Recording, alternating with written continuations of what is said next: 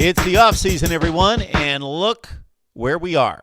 We're still right here talking college football each and every day at MarkRogersTV, the voice of college football. So thank you so much for making 2019 so successful based on your viewership, your encouragement, your comments in the comments section, your joining of the live streams, and your banter in the live chat, your likes. Like the videos, please start there.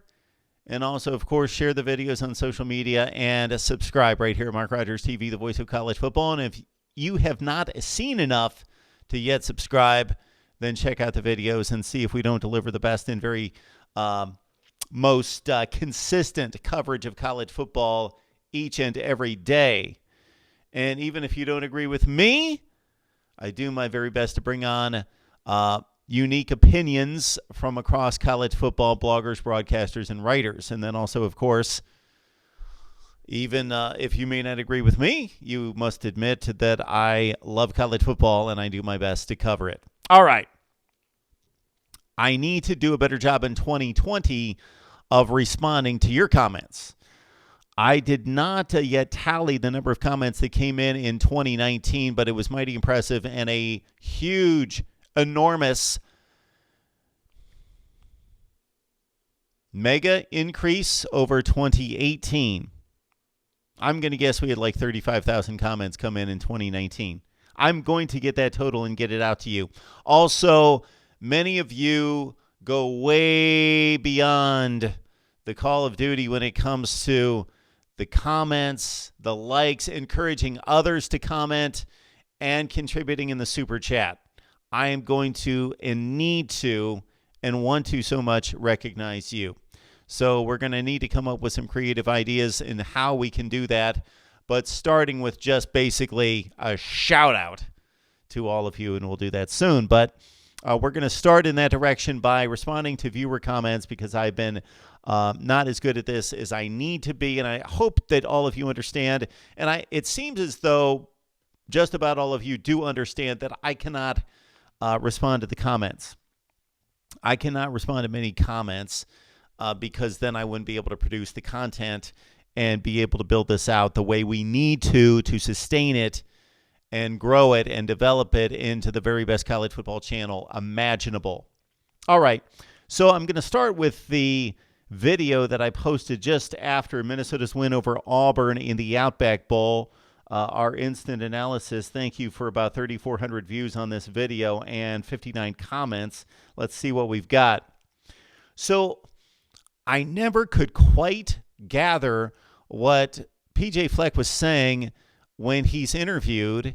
And of course, he's got the row the boat mantra. And then he says, blah, blah, blah, blah, go Gophers. And he's out the door. I could never figure out what that was. I didn't look it up. And so I asked in this video, and a number of you came to my aid, starting with Future Millionaire. Future Millionaire, we have the super chat available to you during the live streams. Future Millionaire, keep that in mind for the future. We have the super chat available to you. But Future Millionaire is letting us know, PJ Fleck says, quote, row the boat, SKI-U-MAH, go Gophers. Now I need to go look up what SKI-U-MAH means. SKI-U-MAH, go Gophers. But thank you, Future Millionaire, and everybody else who provided me with that answer. Brian Huckabee, I'm so happy for the Golden Gophers. Congrats, and may your success continue from a lifelong Buckeye. Devin Dawson, as an Auburn fan, hats off to Minnesota. Y'all came ready. Protico, wow, Minnesota's 11-2 with wins over Penn State and Auburn. PJ Fleck is a miracle worker. Oh, so it would appear. He was at Western Michigan, of course. Was it Western Michigan? I get those Michigans confused in the MAC. Western, Central, and Eastern. Eastern wears the green, so I keep them differentiated. But again, I believe it was Western Michigan. The Broncos, PJ Fleck won one game his first year. And that's when he met his wife. Maybe that was the good luck charm. But he met his wife, and I've heard him tell the story. It's very humorous about how he met his wife, and she hit on him, and he was so down in the dumps and lacking so much confidence at the time, he thought that this woman can't be interested in me. I'm some loser football coach coaching at Western Michigan, winning one game this year. I'm 1-11. Who wants to date a 1-11 head coach? She did, and she must have seen the twinkle in his eye. James Scott. James, thank you so much for all that you do for Mark Rogers TV, the voice of college football. James consistently comments and encourages, just stays on people to like the videos. James, thank you. Thanks, Mark, and looking forward to your ongoing commentary on college football in 2020. Dean, this is the first time I've seen any of your comments to Mark Rogers TV, the voice of college football. So, welcome to Mark Rogers TV, the voice of college football. Dean, we thank you so much for joining us. And darn, this mic arm gets in my way of my big welcome. I'm a righty, and the big welcome used to wind up from over here and come right through there. Jeff Webster, 962 wins, but one national championship since 1950. Yep. Alabama has over 900 wins and 12 national titles, according to them, since 1950. There is no comparison. None. Roll Tide. Oh, man, do I really want to complete the series that I started last offseason, but you guys just didn't watch it. For those of you that watched it, you really liked it, and I enjoyed producing the series in which I went through every year of college football. So imagine, start with 2019, and basically outline, okay, this is what happened. This is who we crowned as national champion, either in the playoff era, the BCS era, or back in the poll era.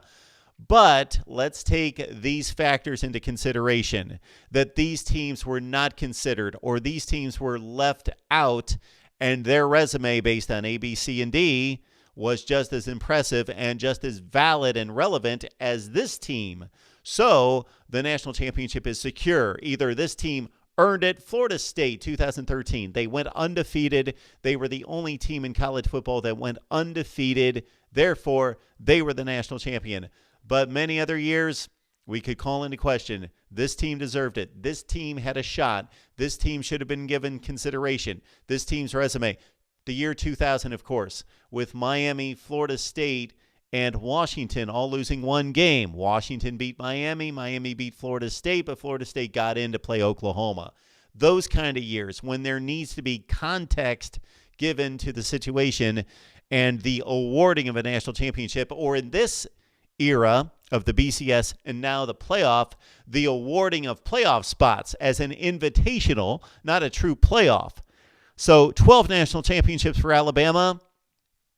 You're claiming 12. Now, Alabama's not the only one to do this, but they leave themselves open for the most criticism because they claim the most national championships. 12 since 1950. Jeff Webster, Judy, probably a first-round pick. You lost all credibility with that comment. I love how I can just lose all credibility. All credibility. It just all evaporates. It's gone with one little comment. One little probably.